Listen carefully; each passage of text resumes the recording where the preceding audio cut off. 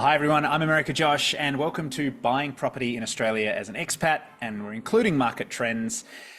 Today we've got two experts in the field who are going to be talking about the implications of buying in Australia as an expat and really giving us a bit of an insight about what the processes are, how to get involved, what the traps are, what to look for the future, and as I mentioned, some of the market trends and what we're seeing right now. So we've got Stephen Lee from Odin Mortgage and Skyhammer of Convergence Buyers Agents. Hello to you both. Thank you very much for joining me.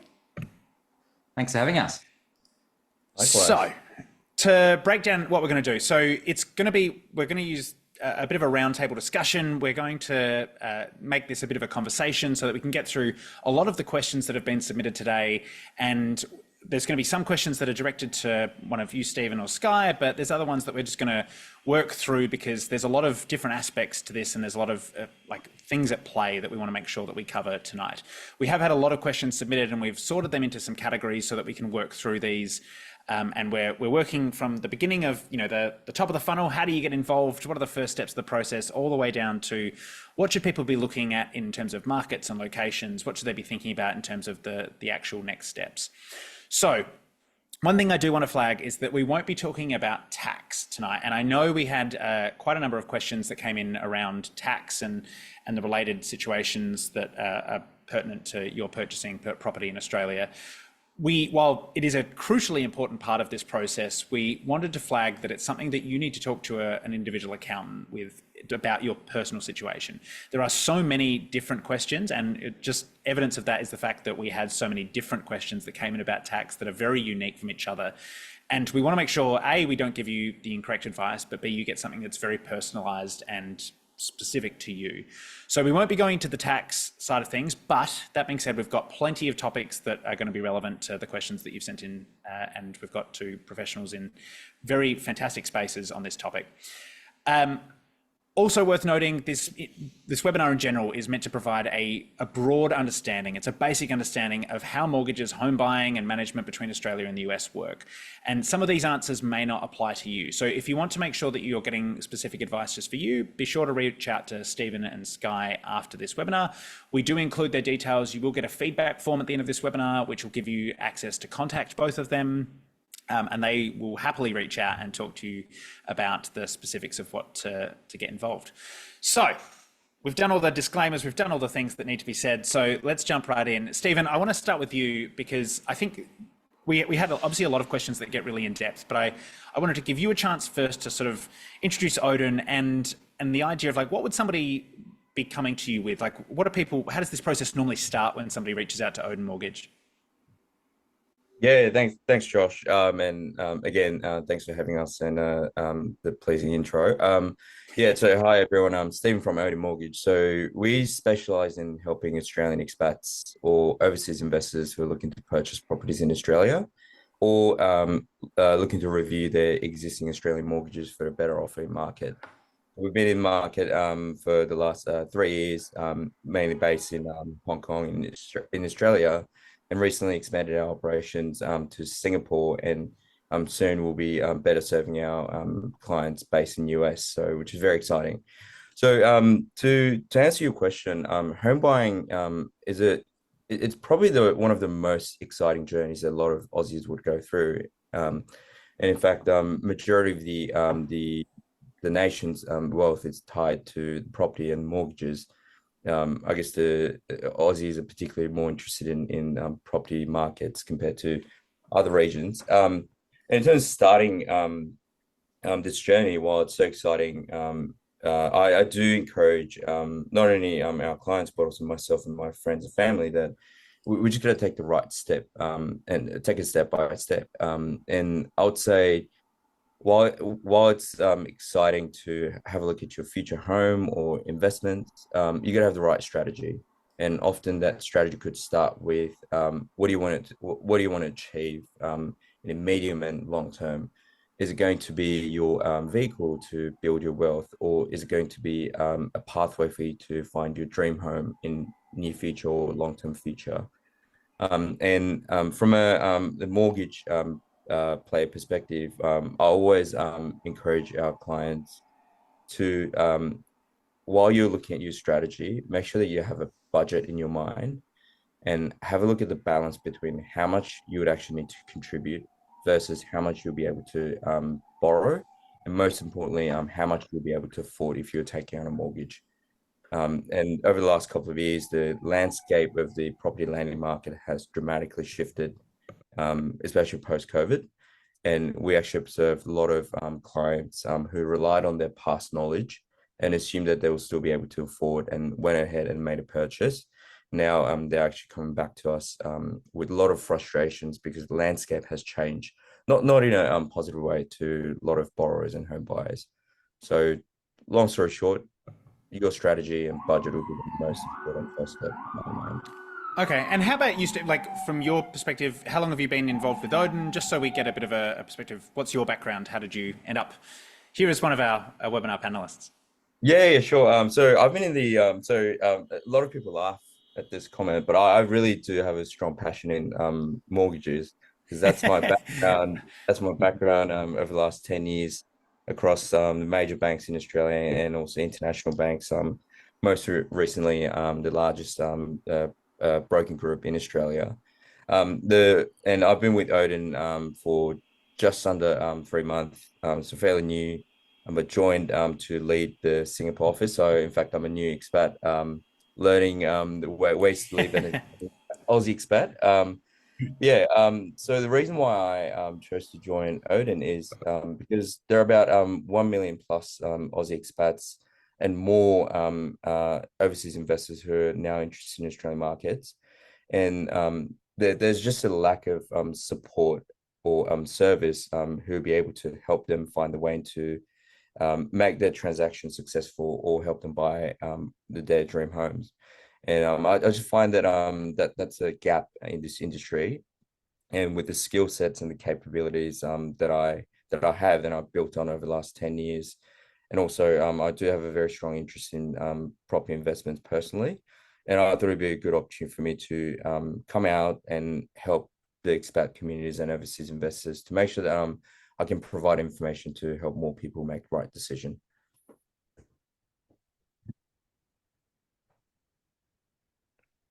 Sorry, mate. I love it. A passion for mortgages. That's what we'll add your byline for Odin Mortgage and Stephen Lee. Thank you, mate. Sky Hammer from Convergence Buyers Agents.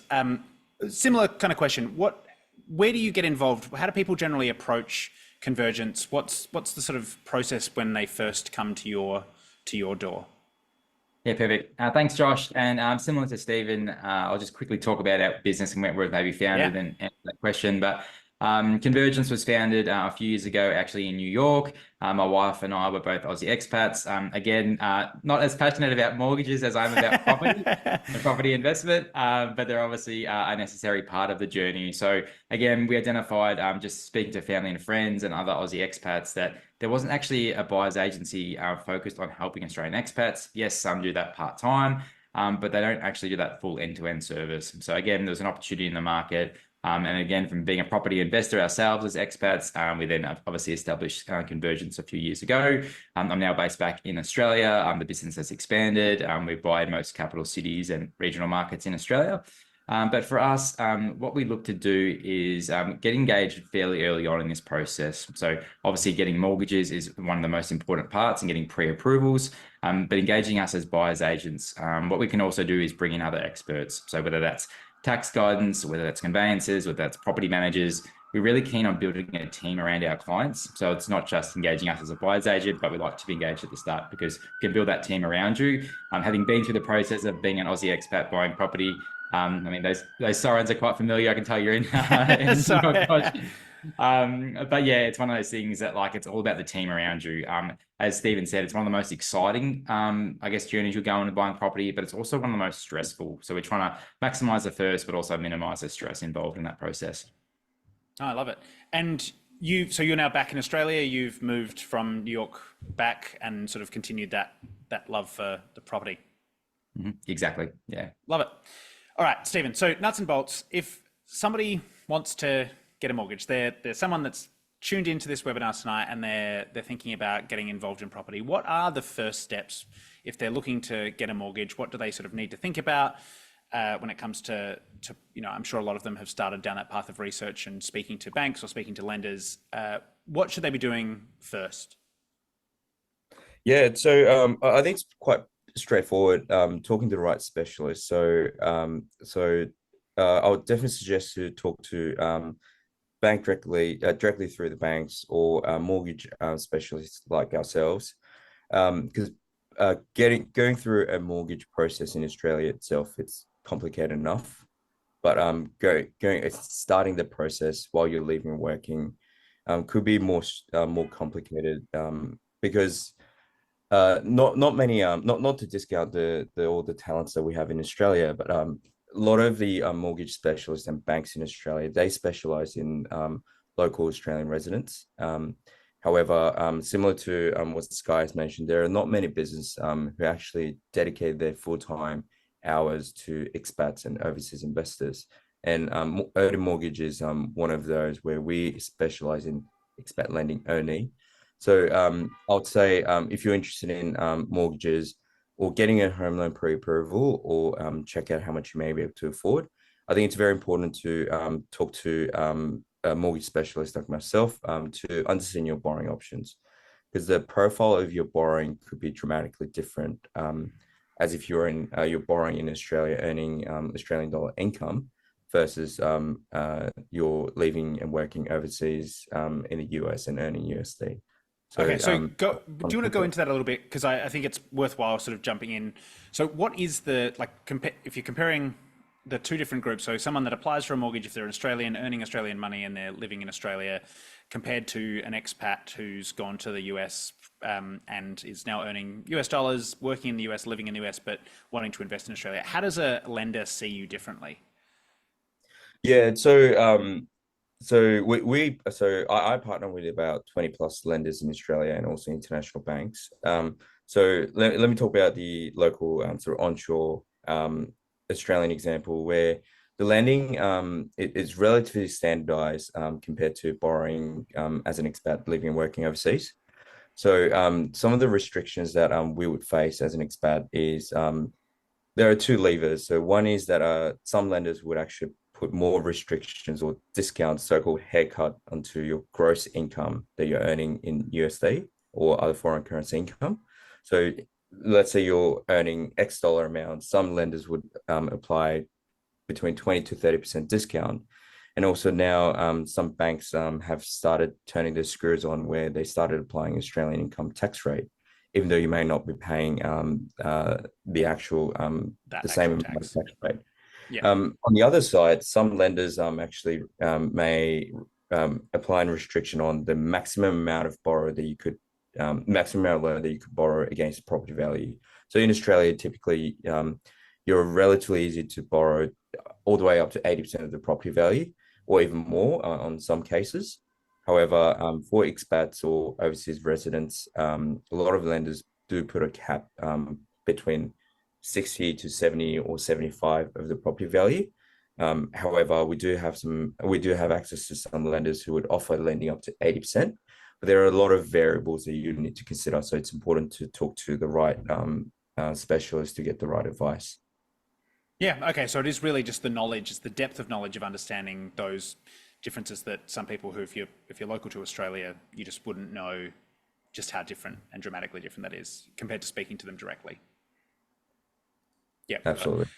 Sky, in terms of people that sort of are coming to you and saying, we want to invest or we want to buy a property, what kind of numbers, how much are people looking at deposits, and what are they kind of thinking about if they're purchasing from overseas? Yeah, great question. And probably to just tie into what Stephen said then, generally speaking, we'd like to see clients with a 20% deposit. So if it's talking $1 million purchase, we're obviously talking about $200,000. That's for the deposit. Generally speaking, we want another maybe 5%. So that's whether that's for stamp duty, conveyancing, building and pest reports, buyer's agents, all that kind of stuff. You want to know about another 5%. So if we're talking $1 million purchase and an 80% land, we're looking around that $250,000 mark. Obviously, that's fairly flexible. That moves up and down based on some other requirements. And as Stephen mentioned, you can borrow a bit higher on some occasions, which obviously you need less money to get into the market as well. Okay. So yeah, 25% is kind of the magic number for people to sort of instinctively know that they've got enough to at least start the conversation and work down that path safely. Exactly. Okay, so that sort of covers that sort of first part. Stephen, when it comes to, I know we actually had quite a few questions around this, and one of the weirdest parts about moving to the US is going from a world where you are avoiding credit cards and avoiding debt as much as possible to the US where it's like almost prioritized. It's like one of the most important things you can do when you first move to the US is get credit cards and start to have that access to debt. How is that different? Like, how does that get seen when it comes to investing in Australia and when you're presenting a case to a mortgage lender? Yeah, that's very interesting. Interesting landscape. So yeah, so I'm a big fan of personally big fan of credit cards earning points. I do get excited when my points goes up. You get the referrer bonus, and yeah, Yeah, Stephen will have his link. exactly. Stephen will have his link at the bottom right after the. Yeah, but I learned it, and likewise many borrowers or home buyers. I learned it in a hard way. Sometimes I would actually give myself a kudos for a high credit card limit, even though I may not be using all of that. But when it comes to buying a property or applying for a mortgage, it could actually hurt you. So what the banks and lenders see is that they see that so they take your not only the outstanding or existing liabilities into account, which would negatively impact your borrowing power. They also look at the potential or available amount of the debt that you may be able to access, which credit card is a typical example. Yeah. So we've seen a lot of clients who had say $50,000 credit card limit or $100,000 credit card limit, but their monthly outstanding bill is less than $1,000 every month. Yep. But the lenders would actually capture the entire credit card limit, so $100,000 into account, which actually aids up your borrowing power. Wow. So Okay. yeah, it's very surprising when you actually look at the numbers and how a credit card limit could actually impact your borrowing power. So if it's viable, and you don't have to close your credit card at the time of the application. But it's important to talk to the specialist to work out the numbers, to run the scenario. What if you have to reduce your credit card limit by 50%, 25% at the time of the purchase, and how it may actually help your borrowing power? It's important to have that conversation. Okay, so you see a lot of people basically, yeah, like before they get to the point where they're actually sort of going down the path of applying, they will offload credit cards. They will sort of start that process of, I guess, not divesting, but like getting out of credit. Especially and we actually see a lot of clients who've very well prepared ahead of mortgage. But you don't. So my comment is that you don't have to close or change your credit card until you actually apply for a loan or close to securing your purchase. Do you know if one of the big things is co-signers and having a spouse, for example? If you're co-signed onto a spouse's credit card, does that also count as sort of your debt or potential debt?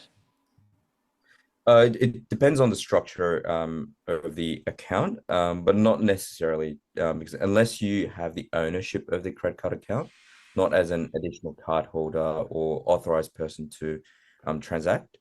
And pretty much as long as it doesn't appear in your credit report, it should not impact your borrowing power. Got it. Okay, so there is like, and this is where it comes down to sort of understanding in advance, making sure you're preparing before you make the applications, because once you've made the application, you're too late. You can't then backtrack and say, no. It's doing all this stuff in advance, right? Yeah, absolutely. Yeah, all right. Sky, in terms of first home buyers, because we do have a few people that potentially have moved abroad, lived abroad for a few years, and now they're thinking about buying that first home. What's the difference for people purchasing properties as investment or first home buyers, or if they're planning on moving back? Do you mind sort of giving us a bit of insight about how that process works? Yep. Yeah, sure. There are some myths out there around first homeowner grants, and it does vary from state to state and obviously the territories as well.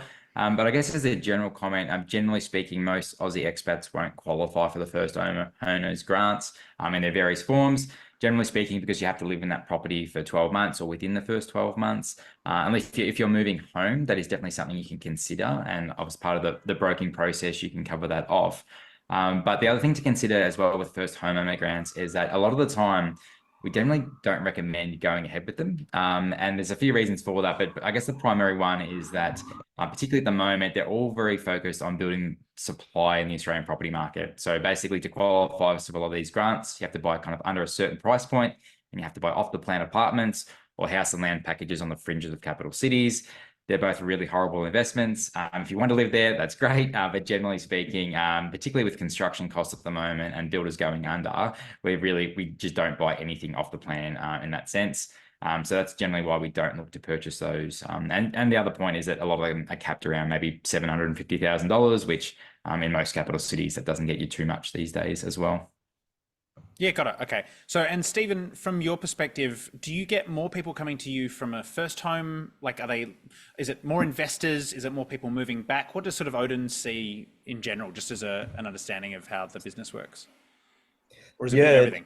Like, we do serve all types of clients wherever they're in the journey of the property life cycle. However, the profile or the context of our clients are quite different to the local Australians, where in Australia, as Sky mentioned, a lot of first-time buyers or mature family who are looking to purchase their future dream home, they're the majority of the clients. Whereas in the context of Odin Mortgage, where we serve all the clients around the world who are living and working overseas, a lot of our clients, they're mainly two groups. So one is clients who plan to return to Australia in the near or long-term future, looking to purchase a property now as an investment, which could turn into their future family home.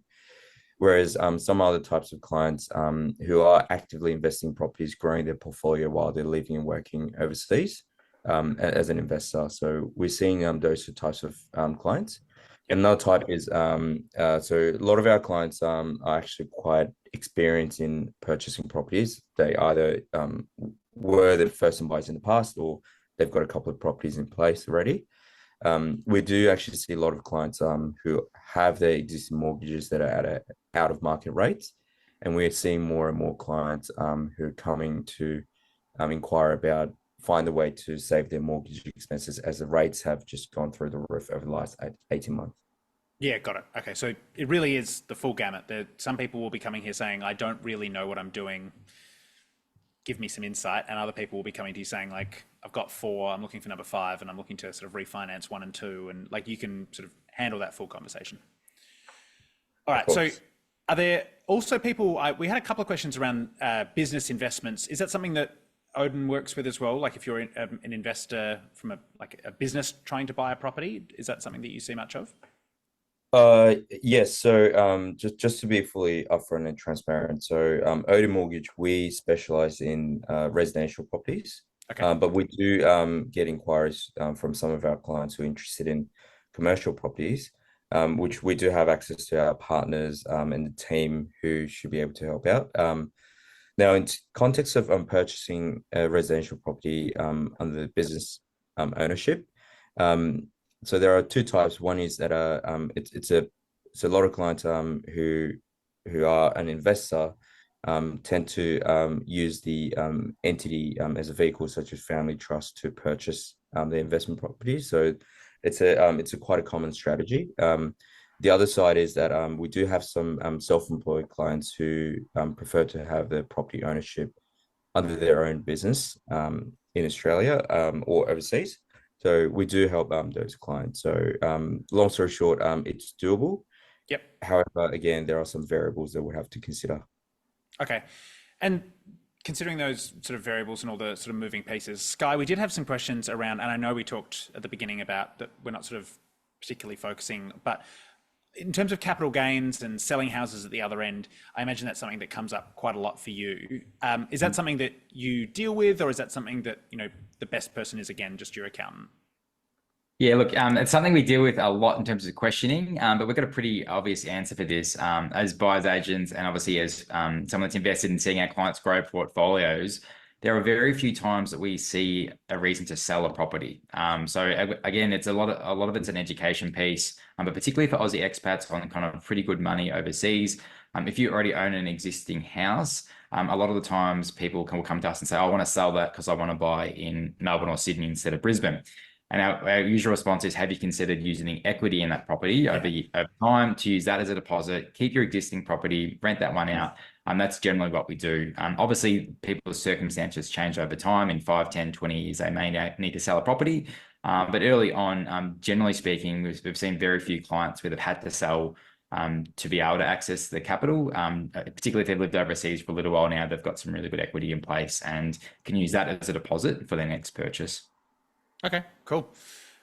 Stephen, when it comes to considerations, if you're planning on moving back and forth, like if you've potentially got some plans for the future and you want to buy some property in Australia and work back and forth, are there special considerations that you need to make as someone in that position? Yeah, absolutely. So whether you're moving in or out of Australia to another country, I would strongly suggest to review your financial options. So if you already got a pre-approval or approval in place while you're still in Australia, and if you're leaving or going through a change of employment, you definitely should talk to your mortgage specialist or bank to make sure that your approval that's already in place is still valid. If not, get it updated because your pre-approval, it's usually valid for 3 months. And the other side is that, again, going back to the points that I raised earlier, so the borrowing landscape as an Australian resident versus expat or overseas investors, it's dramatically different. So I would definitely suggest to talk to a specialist, get your numbers right, so in that way you can manage your expectations on how much you're likely to, how much you would have to contribute if you were to purchase a property while you're in Australia or while you're overseas, and also how much monthly repayments or expenses that you would have to take into account for your budgeting. Okay, and I imagine the same thing kind of applies if you've got, as you just sort of touched on, like if you've got a spouse or if there's someone that's not an Australian citizen and you've got sort of strategies around that, that's going to come into play obviously when they make an application with you. And is that something that you kind of talk through with people about whether it's worth involving the spouse directly or indirectly? Like, is that kind of all part of the structure of what you talk to people through? Yeah, of course, of course. So while the structure of the property ownership, we do encourage our clients to talk to their tax advisor or accountant. Yep.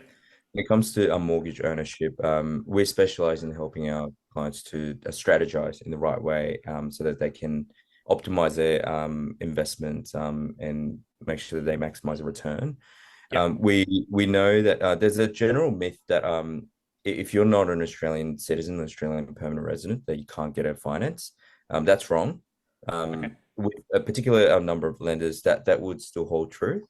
However, we know we have access to some regional banks in Australia and also non-bank lenders who would offer lending to borrowers or joint applicants who are not an Australian citizen or permanent residents.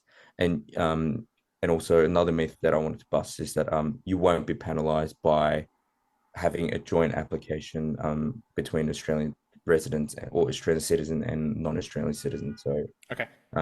again, so it's important to review your options, and we've got a platform to help you compare 20 plus options and narrow it down to 3 to 5, the most feasible for you. Yeah, fantastic. Sky, is that the same for you? You see people that come to you with, like, some people I imagine walk in with a spouse from overseas, and some people will be 2 Australians returning it, and they'll sort of come to you saying, like, we're open to some options. Yep, exactly. Yeah. And generally speaking, it's maybe I guess 1 Australian citizen or PR holder and maybe 1 American or someone from a different country. But again, as Stephen said, it's pretty common these days. A lot of the banks do offer some opportunities. The only other consideration from our side is we do have to get further approval sometimes if there's no Australian angle. Maybe if you're, I guess you're looking to buy in Australia and you're maybe not a PR or citizen, there's that issue. But generally speaking, we don't see that too often, but we can help with that if required. Okay, perfect. Now, Stephen, we've got some information. I know that you shared a couple of slides about sort of just the process and some of the case studies and examples for people to look out for. So I'm going to share my screen, and with any luck, people will be able to see that lovely slide right about now. So I think people can see that. If you I promise. Slide number 1 is up. Do you want to talk through what we've got up here? Yeah, sure. Yeah, thanks. Yeah, it's working. So good to see. Look at this. Uh, Brady so badge. there are two case studies that I just wanted to quickly run through with this group today. It's a pretty basic slide. So the first case that we're seeing an actually increasing number of clients facing or falling into the similar bucket is that so the typical case is that a lot of our clients and it could be Aussie expats in US who are already in their journey started thinking about purchasing a property for their future family home, looking to return to Australia in the next few years. And a lot of our clients are more recently over the Christmas and New Year break and also Easter break. A lot of clients who visited Australia and had an opportunity to talk to a lot of banks. However, most of our clients were actually quite frustrated. Not only the amount of time that they spent, but also the responses or answers that they've got from their engagement. So you can see on the right-hand side where a lot of clients have spoken to their banks directly or their local mortgage brokers who are either not specialized in the credit policies or product knowledge around the foreign currency income. Or there could be some people who still have the knowledge, but again, dedicated to local Australians rather than expats living and working overseas. A lot of clients were frustrated by the fact that they're either not eligible to get a loan or the quantum or the amount of the loan or borrowing power that they received from the banks or the broker is far below their expectation. So I've recently spoken to some of the clients who returned to Singapore and States where they're just let down and they're going back to square one to back to the drawing board to consider what their options are. So where Odin came in and come in to help our clients is that again, Josh, if you don't mind going to the next slide. Yeah. So we we actually have access to 20 plus Australian lenders, and we're specialized in credit policies that are dedicated to foreign currency income or residents who are living and working overseas. And also more recently, we started partnering with international banks who are based overseas, but still serve borrowers who are looking to purchase properties in Australia. So, and you can use us as a platform to explore those 20 plus options. Again, find a way to narrow down your options or build a profile to 3 or 5 lender product options that would suit the most to your circumstances. So in that way, we're helping to find an answer rather than saying no. So please definitely keep that in your mind, and please do not spend too much time talking to individual banks. Your time is precious, and there's a different time zone. So there's a way for you to look at all the market just by a single conversation and find the right options for you. So that's the first case. And the second case that I want to introduce. Sorry, Josh. I think we sort of I think the slide order is a bit odd. If you Sure. go to slide number 5, 5. Yep. yeah, that one.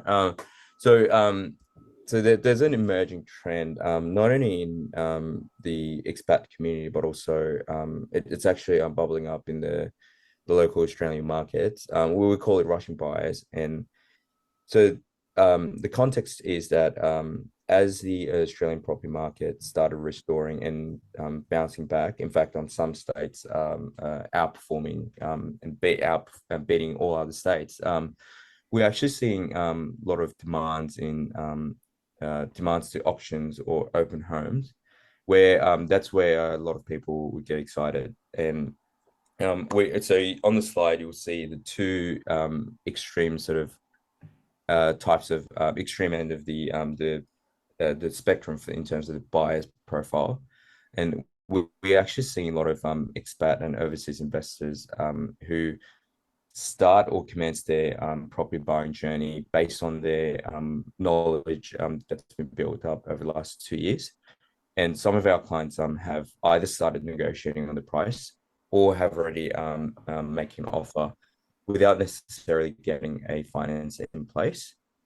And what we're seeing today is with the change of interest rates that have gone up so much, and also the banks and lenders have changed their credit policies probably the more than ever compared to the last 5 years, where the number of changes that we've faced in the broking industry, especially for expats and overseas investors' perspective, it's been dramatic over the last 6 months. So where a lot of our clients have already secured a purchase, however, haven't got their approval in place, which actually causes a lot of stress coming from that the sense of uncertainty, and also there's potential risking or delaying your settlement, and also potential risking your deposit losing on the property, worst case. So where I'm going with this conversation is that if you see on the right hand side, we actually do encourage a lot of our clients to, if you need a mortgage or if you need support from the finance side, come and talk to us or talk to your mortgage specialist to make sure that you understand your borrowing options and you know your number. So in that way, you can have your pre-approval in place. And in fact, having a pre-approval in place, it could actually give you a lot of bargaining power. So not only give you the confidence, but also you could actually compete and win over other bidders or competitors, competing buyers, in a way that once you have the pre-approval or finance in place, you'll be a lot more flexible in terms of determining the settlement period and terms and conditions, which you could actually land on a preferable terms with vendor and yourself. So and also it doesn't cost you, Josh, if you move on to the next slide. So if it actually doesn't, sorry, it's a last slide, slide 6. I've only got 5.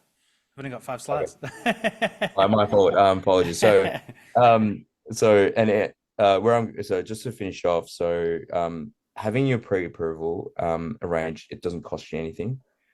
And as I mentioned earlier, pre-approval usually lasts for 3 months, and it's okay not to find your dream home, your dream property in 3 months. If you don't find it, we can simply renew your pre-approval fee again. However, the most important thing is that we can help you keep you up to date with your finance options, so they keep your confidence level up and help you increase the chance of winning buying a property. Ah, I love it. I love it. I think a lot of the people, obviously, if you've joined in tonight, you're the kind of person that is happy to put some things in place before you jump right in. So it's good to know that the people that we've got involved tonight are going to be those people that are ready to do some research, get some things ready before they jump right in. So thank you, Stephen. I want to, Sky, from your perspective, sort of big picture, let's say somebody's watching this webinar, and do you want to sort of give a bit of a feel of, like, someone reaches out from the very beginning, what kind of is the interaction with someone who might be saying, like, hey, it's my probably first one, I haven't done this before. What's the process when they come to you? How does that work? Yep. Yeah, great question. So for us, the first step in our process, and for people interested, this is what I'd recommend after this webinar, is just reach out and book in a discovery call through our website. It's 10 or 15 minutes. It's completely free. In that session, what we do is we talk about your requirements. So obviously talk about the property you're looking to purchase, whether that's future house or it's strictly an investment property. We then obviously make sure what we're doing in that purchase is not preventing you from doing anything in the future. So say you come to us and say you want to build out a property portfolio, we'll make sure you've got the right structures in place early on. So you might only be able to buy one property and then have no borrowing capacity left with the banks. So we try and we do implement some structures working with accountants if required. Assuming we can help you, we then move into like a 1-hour strategy session. Half of that strategy session is then deep diving in exactly what you're looking for, particular suburbs, how many bedrooms, all of that kind of stuff. The second half of that session, though, is we really focus on the data. So we're a data-driven buyers agency, and we spend thousands of dollars a month on access to data. What we try and do is upskill you as much as possible in this session. So I'll share my screen. We've got heat mapping tools, and we share the data. We share overview of regions and suburbs and streets levels, just so you know exactly what you're signing up for. So one of the things to consider as buying property as an expat is that you're obviously in a different time zone. And so a lot of the time, particularly in the hot markets, you have to move quickly. So what we try and do is front load as much information as possible. So when we present you with a property, you already know the suburb, while we're buying there, and then it's just looking at video walkthroughs, photos, that type of thing. We also send you the numbers in terms of holding costs and all that kind of stuff as well. So that's generally the process. That's the start of it. And then from there, it's obviously the property searching. So identification, sourcing, negotiating of property. If required, we also then obviously bring in property managers to get tenants into those properties, organize building and pests, speak to your broker, speak to your accountant, that kind of full end-to-end service. So basically, we expect people to be able to be handheld the whole way. That's what we want to do. The other thing that some people don't consider up front as well is that we have actually partnered with a foreign exchange company, because I'm sure plenty of people, if you're based in the US right now, you would have used Wise, you would have used OFX, and I guess a few others. That's great when you're moving small amounts of money, but when we're talking about transferring $100,000, $200,000, $300,000 of foreign income, we need someone to speak to if something goes wrong. And I know with Wise, personally, I've put in the digits wrong a couple of times, and you don't have anyone to call. There's no number. You kind of have to hope someone responds to your email in a few days. So the company we're partnered with, they offer great rates still, but they will actually give you a client service manager, and they'll handhold you. You've got a number to call if anything goes wrong as well, because that is some of the most stressful part of this process for some people. Sure. So we've kind of that team as well. Yeah, love it. And Stephen, from your angle, the same kind of thing. Like, you can have someone that walks in and says, like, here's everything to know about me, and you sort of handhold them through each of the steps that are required.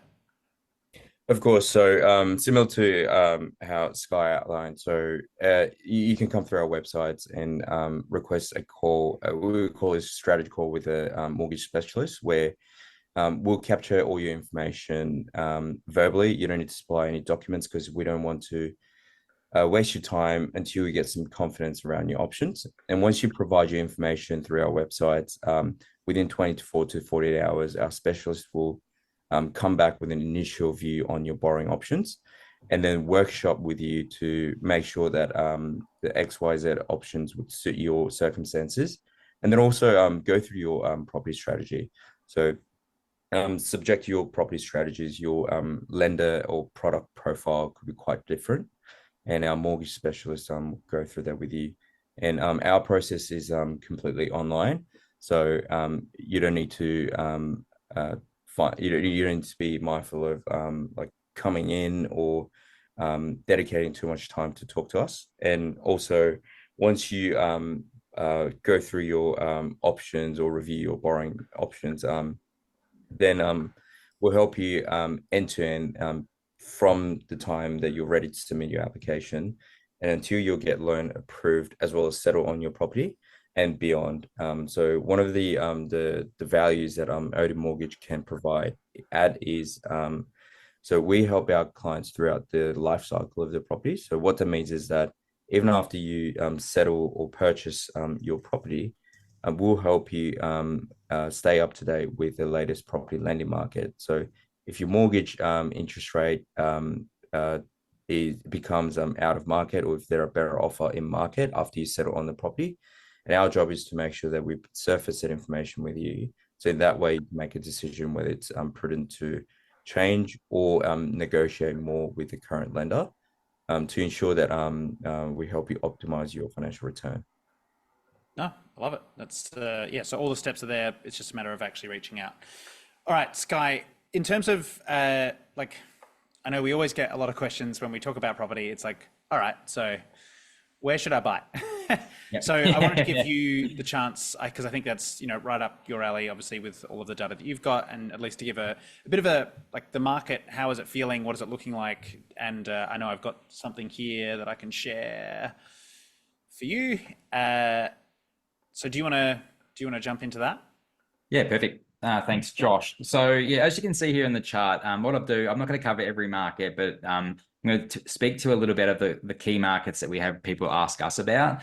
Melbourne and Sydney are obviously the two big markets that everyone's looking to buy in. However, we just want to share this chart because the media will always talk about Melbourne and Sydney, but if you look at the colors in orange down below, so basically what that's breaking down is, I guess, price growth over the last month, 3 months and 12 months. As you can see here, 3 markets stand out in particular. That's Perth, Adelaide, and Brisbane. They've all been really strong performers. We spoke about a lot of these markets when we did our Zoom last year. The clients that bought then, particularly around Perth, they're up about 20% capital growth. So they've done really well. Perth's a really strong market. It's going to continue to be really strong. Adelaide, and Josh is an Adelaidean or whatever you call it if you're from Adelaide. It's one of those markets that just keeps on going. And a lot of this is on the demand side, but also the supply side. So there's just not enough properties for people to buy. Obviously, when you've got limited supply and you've got pretty strong demand, prices continue to grow. And that's what we've seen in Adelaide. Brisbane, a lot of that has come around because of the Olympics that they're having in less than 10 years now.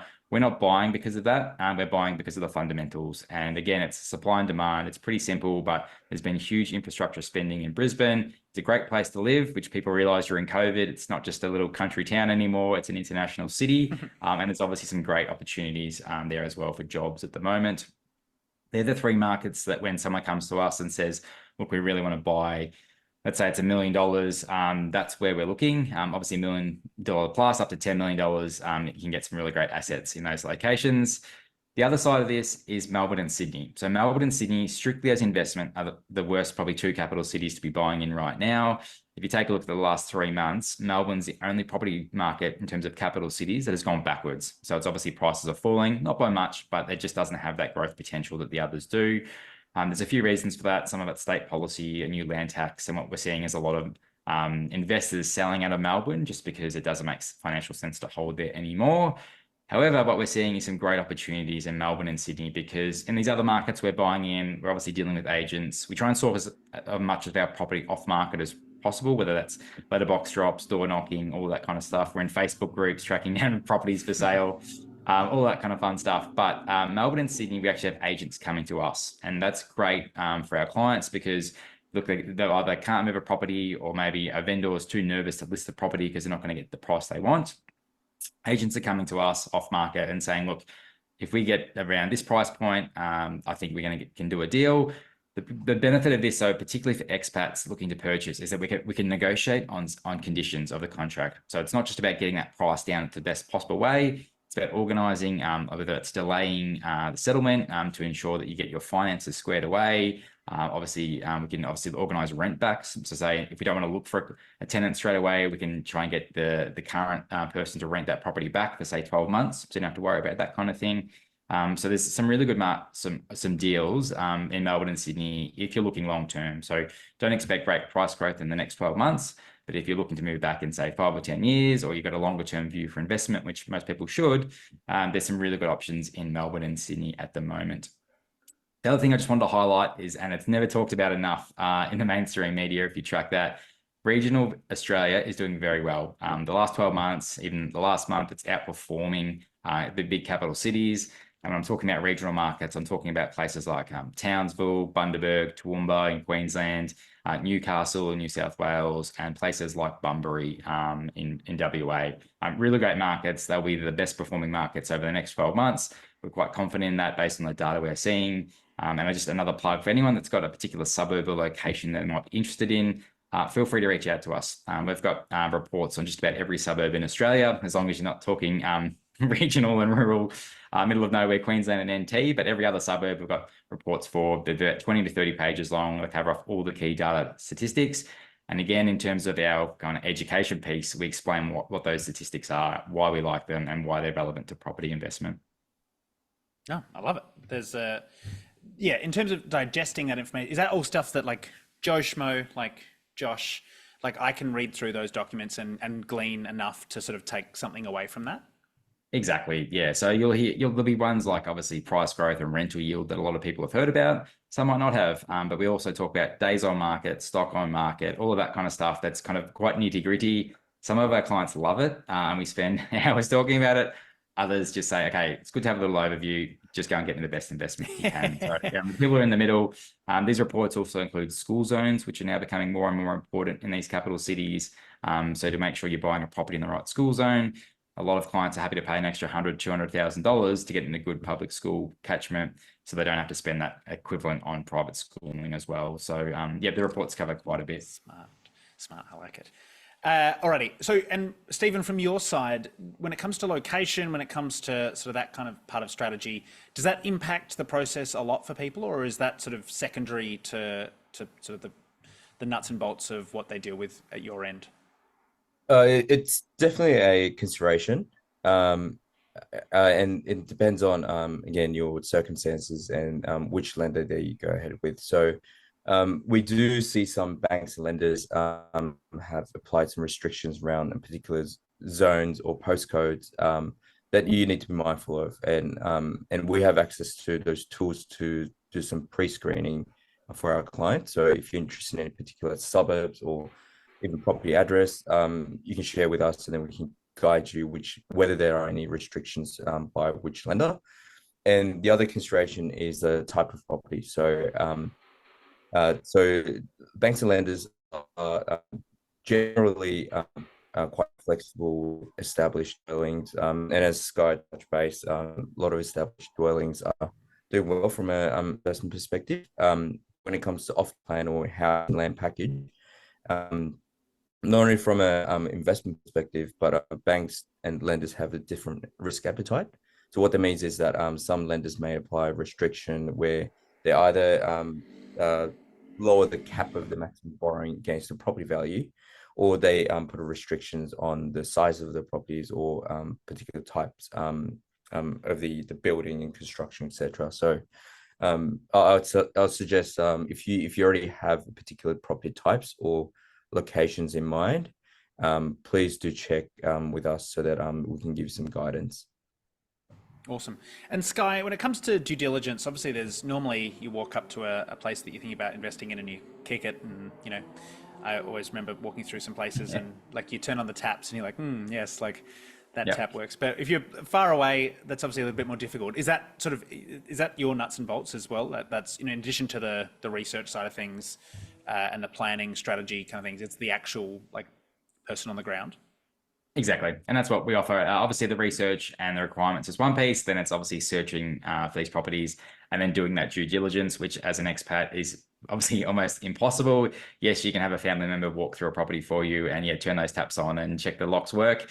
But for us, it's a lot more than that. So it's checking the street level, checking the properties around that one. Obviously, online the property might look great, but if you've got a neighbor next door that's got 4 burnt out cars on the front lawn, obviously that's something you need to consider as well.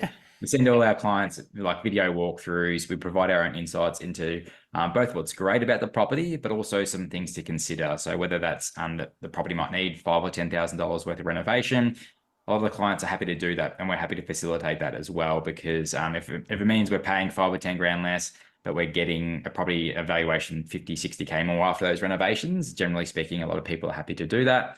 Again, we can help with that process because it is obviously difficult as an expat. But yeah, that due diligence piece is a huge part of our work. And as an Aussie expat, that's kind of what you want. You want to make sure that you got someone on the ground that can go through those properties for you and give you that confidence to pull the trigger. Love it. All right, I'm going to be the pain in the butt who now asks you, Stephen, like, I imagine you get a lot of people coming to you and saying, like, I want to know, like, is it a good time?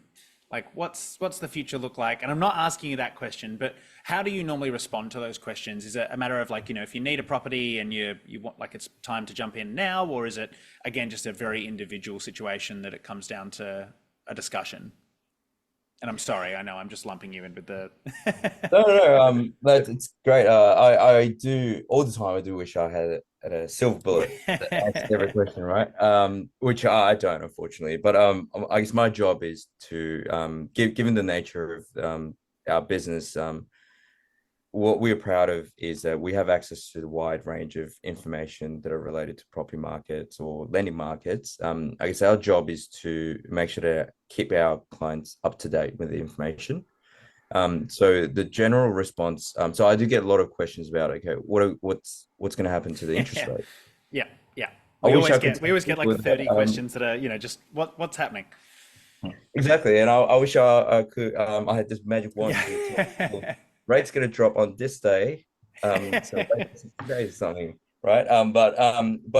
What I share with our clients is that it's a trend. So again, my job is to pretty much like collate and summarize the data in a way that that I could play back to our client's language or our borrower's language.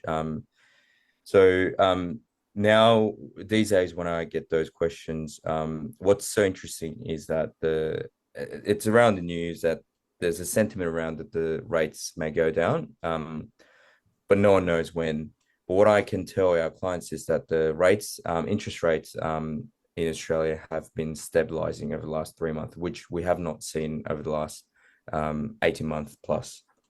And what's interesting is that compared to over the last 18, 24 months, from a lending perspective, in terms of the flow of the new lending to Australian properties, we're actually now seeing the new home buyers from both owner occupiers and investors are coming back, where over the last 18 months, it's been led by a lot of refinances where clients, borrowers or existing home buyers wanted to lower their interest rates as the mortgage repayments have almost doubled. So what I'm where I'm going with this is that so with the rates now stabilizing over the last 3 months, and we hope that the trend to continue for a short to medium term. Best case, the rates goes down, so in that way, mortgage is a lot more affordable than today. It's actually now the best time to review your interest rate. So now that the rates are stabilizing, lenders started making some either stabilizing their own product ranges, or some lenders we're actually observing have started making some out of cycle changes. So what that means is that if you already hold a property in Australia and have a mortgage, now is the best time to review your mortgages. So in that way, you have some certainty or clarity around where your rate is at. Are you below or above the benchmark? And also, the other point is that a lot of our borrowers who wanted to buy their home or future investment, the numbers in terms of the borrowing amount and their eligibility, it has changed a lot over the last 3 to 6 months. And now the rates are stabilizing. What that means is that the lenders sort of standard on their assessment rates are also stabilizing. So if you actually start the conversation now to explore how much you may be able to afford according to Australian lenders credit policy, we can actually give you more certain answer than ever over the last 24 months.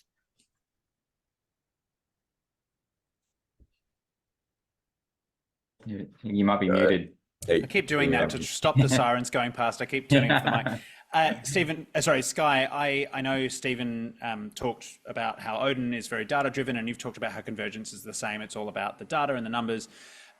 What in terms of, is earlier always better in terms of like someone reaching out saying like, I'm not ready yet, like, but I want to start the conversation. Does that help someone to make that outreach early?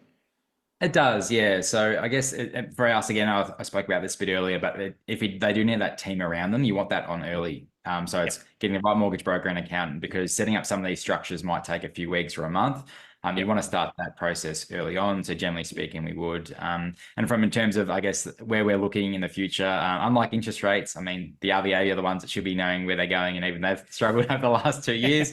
So we're not going to try and guess on which way the rates are going. But funnily enough, and it may be counter to what some people think, to predicting where property prices are going to grow is actually really easy if you know what you're looking at in terms of data, particularly over the short term. So we're talking 12 months. That's actually quite easy. We held ourselves really accountable. So I think 8 months ago now, we put out a report saying, here's the top 10 regions to be buying in Australia right now. We were going to wait 12 months to review that. We've actually already brought that review forward because over that same time frame, Australian property prices grew about 2%. 2.6%. All of our locations were above that. The top 6 or 7 of those locations were all 15% growth over the last 7 or 8 months. We're very confident in our processes in terms of picking those next hot spots. We'd like to get into those markets early. But again, it requires people to take action. So we're very big on, if you don't want to book in a call with either myself or Stephen, booking a call with your accountant, because we see a lot of the time people get maybe hung up on the tax issue, which is a huge part of it.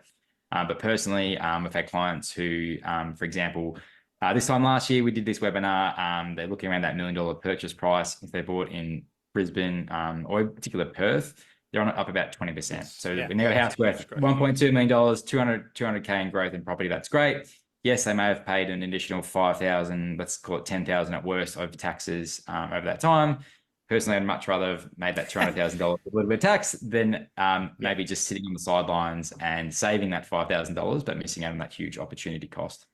Yeah. Okay. So in terms of just to wrap things up, the biggest mistake, and like, you know, this I realize I just turned myself into a sales pitch, but the biggest mistake they can make for sort of both Odin and Convergence and Stephen and Sky, like, is to not sort of start thinking about the process as early as possible, because obviously if you do have any plan to do it, it's worthwhile at least understanding the market, at least understanding the lending criteria. Stephen, you were talking before about how you can renew pre-approvals, so like it's worth basically just getting your feet wet, Stephen, right? Oh, now you're muted. Now I've done the same thing to you. I've poisoned the mute button. No. Okay.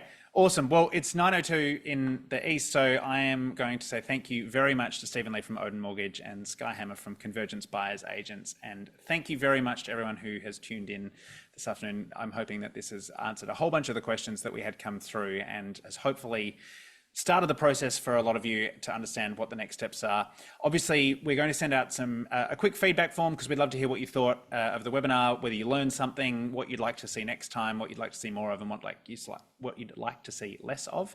And it also gives you an opportunity to connect with Stephen and Sky, and we'll make sure that their details are sent directly to you as well. So the best thing you can do is reach out, have a chat, start to get some of that information about location, start to get information about those lenders, and hopefully, have some fantastic success and growth in property investment in Australia. So Stephen and Sky, thank you very much both for joining us tonight. Perfect. Thanks very much, Josh. Thanks, everyone.